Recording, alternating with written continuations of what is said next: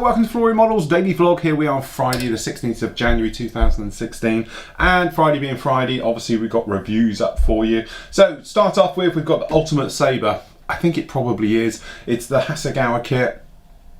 Beautiful kit. It's holding its own today, even against anything in my stash. Okay, it hasn't got posable bits and pieces on it. I did do a conversion to a Pakistan one with the actual drop flaps on the front and that, so you could go down that route, which I didn't really mention in the review, but certainly there's a load of aftermarket out there if you did want to really bring it on. But definitely for something that is now out of the box, you get all the best of both worlds. So you've got Edard have done their great colour photo etch set for it, the resin seat, the bits and pieces, so actually it brings it up to speed. Not to mention the markings in there are absolutely stunning, so you can go up and see that one at the moment. Then we've got the T14, obviously Russia's brand new tank. This thing is an absolute beast, and you know, doing a little bit of thing on YouTube about it and all the rest of it, it looks like it is going to be an absolutely fantastic. I love the way that the turret doesn't have any crew in it. The crew are all down below.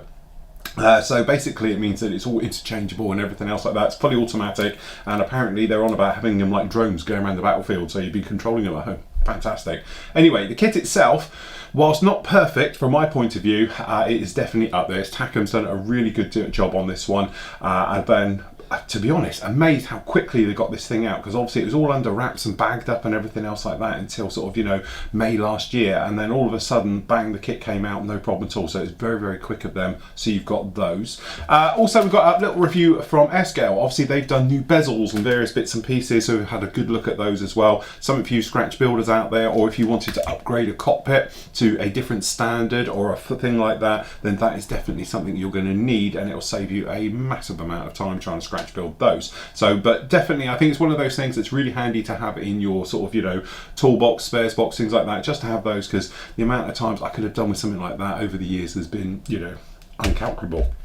Anyway, down in front I am cracking on with the tracks for the you know, the Terminator, which is over here. So the lower hull is basically done. I'm going to stop on this one once I've done the track, so probably in about 2 weeks, and then what I'll do is I'm going to get on with the MiG over the weekend, so part one of that will be up with you on Monday. But needless to say, this is a working type of track.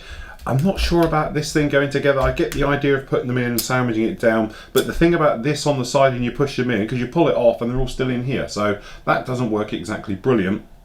But needless to say, I've been doing it manually, and I'll show you anyway how to do it. But it is getting there, but God, is it a long job, because you've got to put on, you know, the top pins that go between the road wheels, and you've got to put the rubber blocks on the inside, and then you've actually got to click it all together, then you put the bars on the outside, and oh, I've got to think, I must admit, I think metal aftermarket must be quicker than doing it this way, but it comes in there, so we're going to do it, we'll give it a whirl and everything else, and it is getting there. It's just a long, drawn out process, which is obviously drive you mad. Loads of people asking about for the studio tour. Yes, I will do one. I'll do one next week. To be honest, I've got a shed load of stuff over there that I've got to deal with and sort out and tidy up. We've got loads of kit buyers club stuff down there I need to sort out and get squared away and various things. So as soon as I've got that out of the way, it'll make a bit of room in here, and I'll give you a full studio tour, what's in the drawers these days, and obviously the equipment, the pillar drill, the little saw that I've got a sander coming as well, to be honest, so I thought that'd be handy because I need it for some resin that I'm working on at the moment as well, and various things like that. So I'm going to get that done next week. So basically next week we'll be totally back to normal, so we're going to have part one of the MiG-21 up there, obviously part two for we working on this one, which will be finishing off the actual complete lower turret and everything else for the Terminator. We've got the studio tour coming up and some other great bits and pieces in the meantime, and I have got some stunning reviews on the way, and I know a lot of you have mentioned it, but I have got down here the Kenworth, that is the W900 version of that one. So yeah, a lot of you spotted that one in the background, and then next week we've actually got that 9A52-2 Smirch long range missile thing. I know a few people have asked when's a review of that, but to be honest, these all came in before, and I'm just trying to catch up with it all, and I've got a load more reviews over there coming up as well.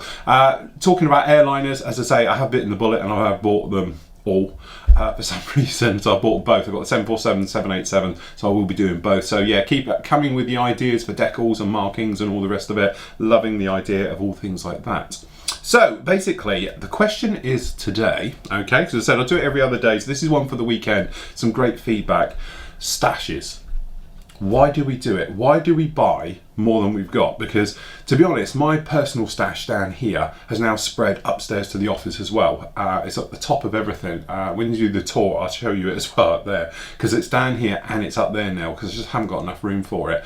I've got enough kits now probably to last me well past my lifetime, even at the rate I build. But why is it sometimes we feel the need to buy more of one? And I know I'm not the only guilty one here, because I've seen pictures of your stash as well, all right? But some of us go out and buy 2 or 3 of the same thing. Why do we do that one? Because let's face it, it's going to be hard enough to build 1 of it, let alone 3. But I've seen pictures of your stashes, and I'm guilty of it as well, because the Star Wars Bandai stuff, I was like, oh God, better buy 2, 3, 4. Yeah, 4 in some cases of the same thing, purely because it did. And I know a lot of you had them off of me now and all the rest of it, but I've got other things down there and I've got 2 of them. And it's like, why have I bought 2? Why did I go? What was I thinking when I did it? So the other thing as well, what we need to do is post up pictures of your stash. And then on Monday's show, I'll show the world. All right. So if you post them up to me, put them down into the actual forum, just, you know, post up pictures of your stash, and then I'm going to show the world just how bad you are, as well as I am, with stash and stash management as well. Because let's face it, we're all guilty of doing that other great one where you go out and you buy and you find, oh, I've got one. Why don't I buy another? We've all done that one as well. So there we go, that's it for this week. Thank you for joining me. So I'm going to leave you now with your work from the gallery. Some great work in there this week. So until next week, everybody, happy modelling and take care.